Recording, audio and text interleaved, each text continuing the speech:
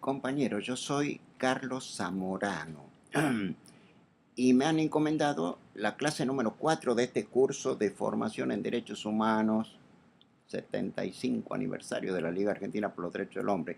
Y la clase 4 se denomina Estado y Derechos Humanos, instrumentos jurídicos para la represión.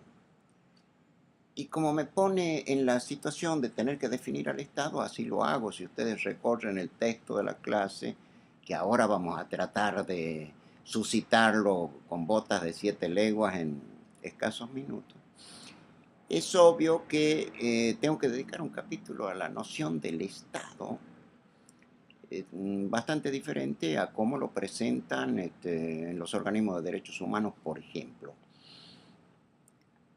Ha dicho Federico Engels, y a mi juicio con mucha razón y muy sesudamente, que cuando desaparezcan las clases sociales, el Estado ha de desaparecer también, porque es muy lejano a su naturaleza, a la eternidad. Va a desaparecer y según este filósofo alemán, va a pasar al Museo de Antigüedades junto con la rueca y el hacha de bronce.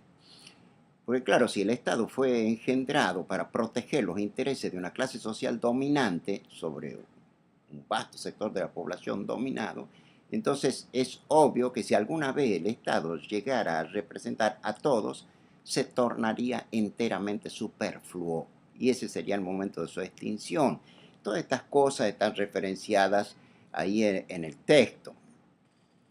Pero claro, también elijo algunos institutos jurídicos que han representado la persecución política a las actividades de los militantes y pongo el estado de sitio, por ejemplo.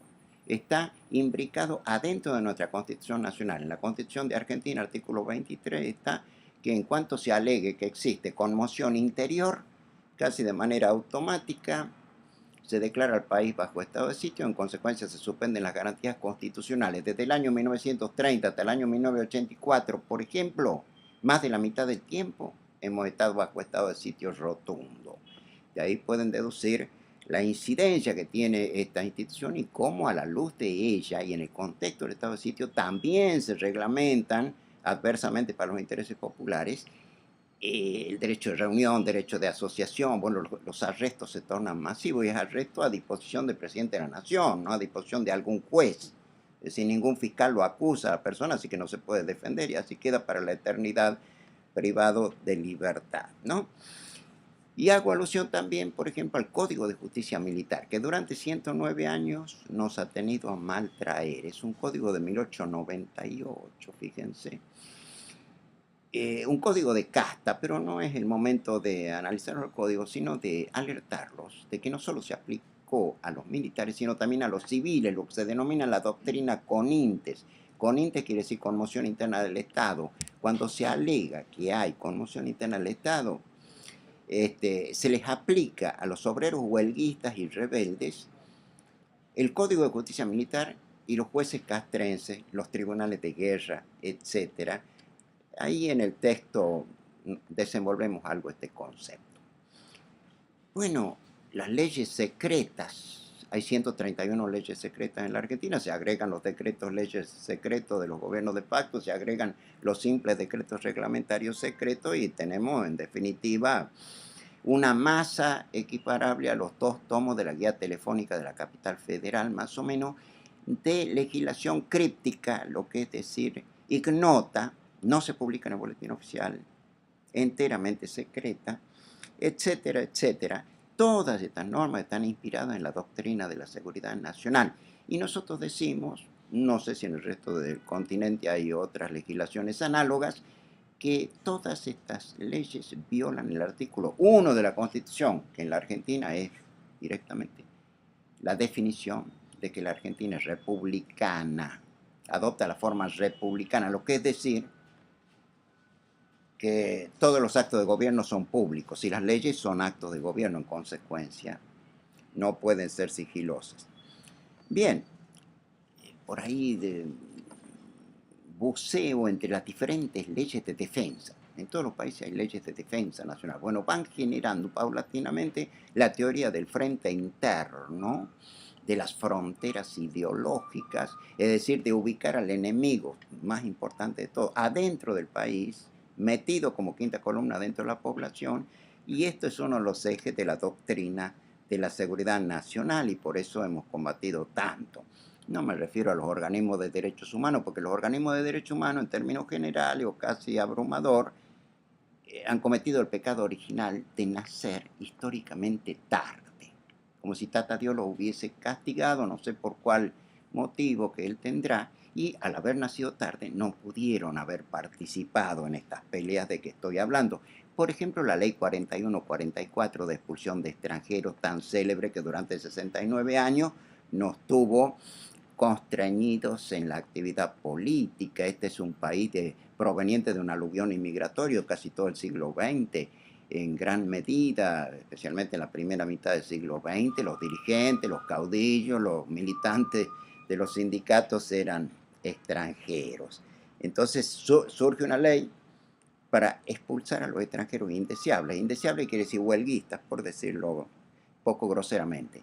Dice el propio texto en el año 1902 que por razones de seguridad nacional se dicta esta ley. Por más que digamos y con fundamento que la doctrina de la seguridad nacional es algo moderno, no es menos cierto que podemos rastrear ya en el lejano año 1902 estas aproximaciones. Bueno, los edictos policiales. Durante 120 años ha habido en cada uno de los distritos del país, porque no eran leyes nacionales, una suerte de justicia administrativa. Es decir, el jefe de policía es el juez. También el legislador, porque los tipos penales propios de los edictos o contravenciones los fabricaba o elaboraba o acuñaba el mismo jefe de policía, que tenía los tres poderes del Estado, ¿no? Legislativo, ejecutivo y judicial. Bien, dentro de la escasez de disposición de tiempo para desarrollar estas ideas, digamos que esos edictos policiales que acá en la ciudad de Buenos Aires hemos dejado atrás al dictarse la Constitución de la ciudad de Buenos Aires en 1996, pero que persisten en diversas provincias aún en este momento, suelen tipificar lo que se llama derecho penal de autor. No de obra o de conducta, sino de autor. Por ejemplo, delincuentes conocidos, dice. No se refieren a la actividad concreta de la persona. O, por ejemplo, la doctrina del estado peligroso sin delito. Por ejemplo, merodear.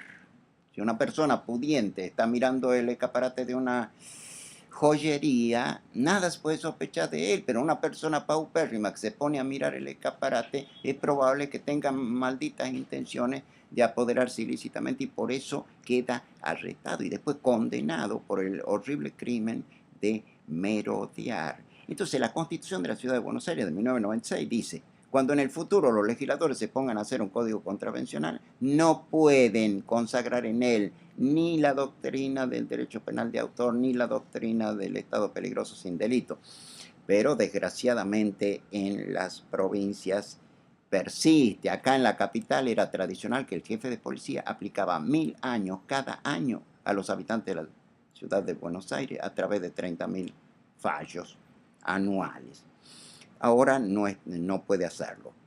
El Código Penal, si nosotros tenemos 65.000 presos en las cárceles, de los cuales casi el 70% no tienen condena firme, es decir, que son meros procesados con la presunción de inocencia a su favor, 65.000 presos, pero que están imputados por delitos donde los montos punitorios que trae el Código Penal son draconianos. Es un código del año 1922, pero ha sufrido hasta hoy 900 reformas. Hora es de que se establezca la necesidad de una reforma integral, porque muchos tipos penales, además de perjudicar a los autores de hechos ilícitos por penas que son absurdas, ridículas y monstruosas, sino porque también afecta a los actos de protesta social del sector más militante del pueblo, y acá tenemos 5.000 personas afectadas a procesos penales por tras de esa situación. Planteamos la necesidad de una reforma integral con